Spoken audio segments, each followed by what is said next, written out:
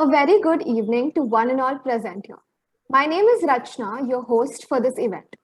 Today, I have the pleasure of interviewing Mr. Yesh Killa, an alumnus of NMIMS University's BBA program, who graduated in the year 2017.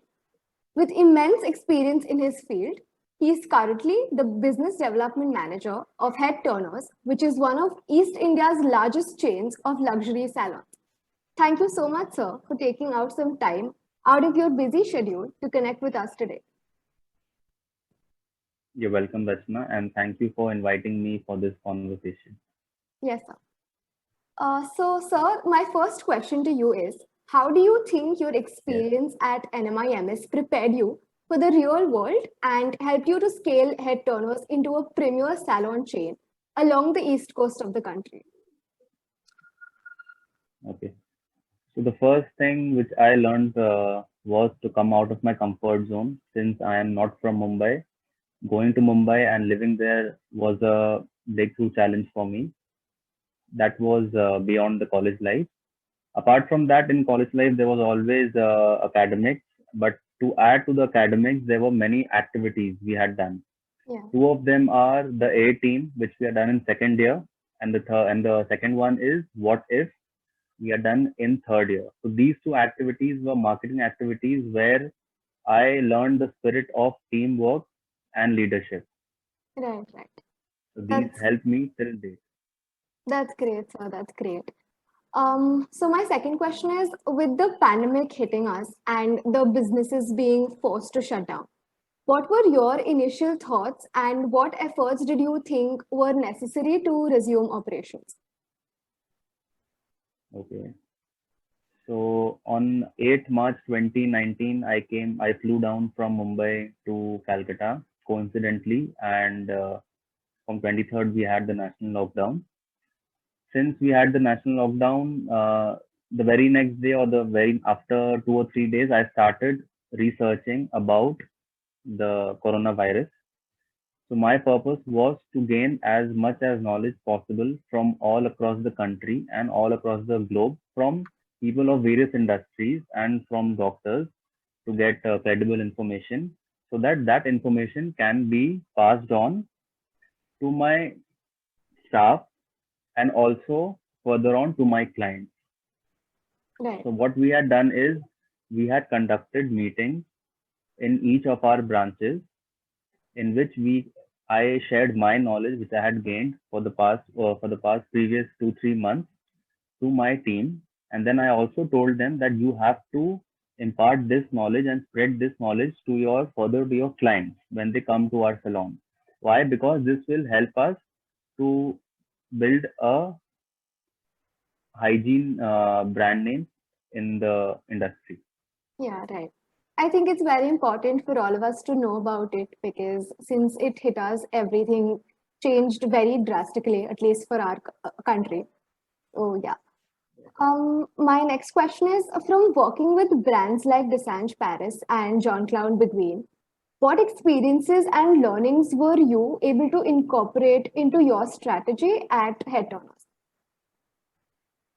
Okay, so Mumbai being the fashion hub of India, clients in Mumbai are very different from here in Kolkata. So I learned the value of the term luxury. Luxury is a non-tangible asset. Why asset? Because it is an asset for industry. Why? Because it helps build our brand name. Yeah, So luxury is a non-tangible asset, and that is what I learned in Dessange Paris and Jean Claude Begin. These two are Paris-based salons which have salons in India as well. They have branches in India as well, in Mumbai and Delhi. So over there, what I understood was the salon experience of each and every client was very different than what was happening in my salon in Kolkata.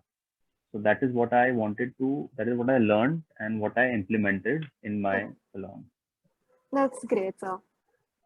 So, what strategies have you adopted to help stay focused and productive while also managing your personal life on a daily basis? Okay. So as I mentioned earlier, I learned hairdressing after college from Mumbai, and after that I worked in Desonge and Jean Claude Begin.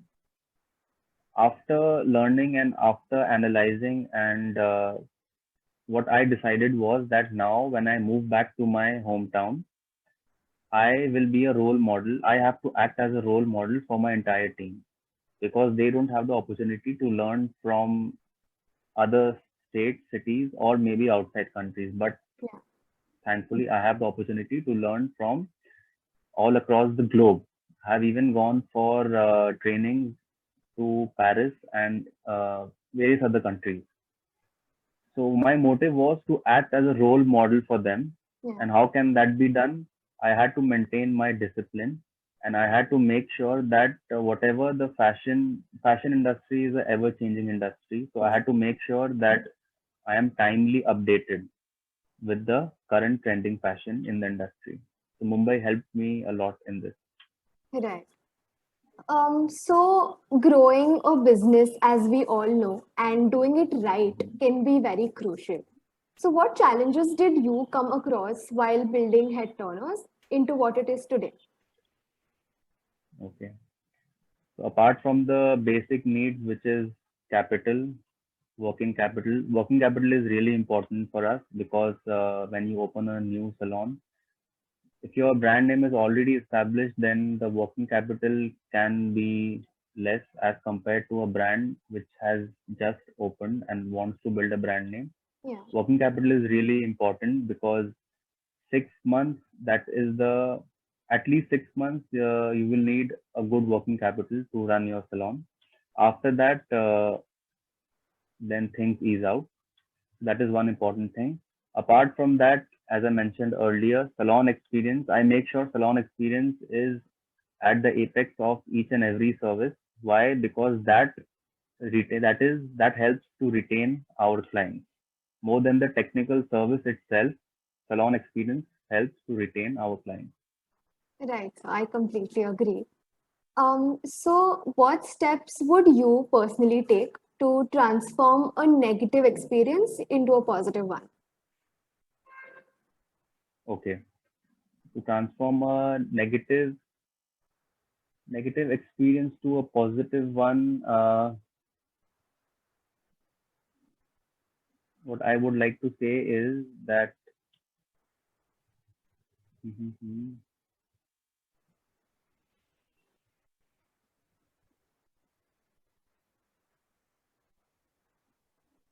okay, what I have faced is in negative experience, what I have faced is that actually there is what I try to improve over here right now is I try to make the things positive for my team, as in the negative experience faced by my team members. Yeah, I try to resolve that and make that into positive.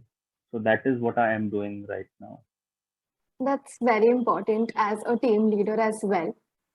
And that is So all because I have technical knowledge in my industry. Otherwise, I wouldn't have been able to help my team directly. yes, sir, I completely agree. So what do you think the future holds for you? And are there any endeavors coming up? Okay, so the future holds a lot of trainings for me. I will make sure that I keep on updating my knowledge, maybe from other cities like Mumbai, Delhi, or maybe from other countries all across the globe. And the second question, can you repeat the second question? Are there any endeavors coming up? Are there any Endeavors strategies or coming plans? up. Yeah, Okay, so what I have planned is soon after everything, the entire pandemic calms down. Let's hope it ends by 21 end. I yeah, plan to go to London to Vidal Sassoon Academy for a crash course of maybe 2 or 3 weeks. So that is what I have planned right now. okay. I really hope everything works out for you and I wish you great success. So, sir, what are your personal strengths and weaknesses? And if there are any weaknesses, how are you overcoming them? My personal strength is that yes, I know my business, but my personal weakness was earlier that I did not know my service. So the difference over here is, as I mentioned, I knew my business, the art of doing business, but I did not know my service, which is the technical aspect of my business. Yeah. So that was earlier my weakness, and now it is now also my strength. So, what do you think are the top three skills that a person with a business should have? The top three skills: one is, if you are a role model, you have to make sure that all eyes are on you at all times. So you have to make sure that you are perfect. Yeah. Apart from that, you have to maintain good relations with your team. Since my business is not that vast, it does not involve maybe thousands of my team members. It just involves around 200, 300 team members. So I make sure that there is a direct or indirect involvement with my team members to maintain togetherness in the Yeah. entire company. And the third one is, again, knowing my business, knowing my service. That has helped me a lot. And whatever industry a person businessman is in, he or she should know the business. And if it's a service, then at least he or she should have the knowledge of that service. Right, sir. I agree. So, knowing what you know now, is there something you would Hmm. have done differently as to when you first started off? Hmm. Okay, that is a.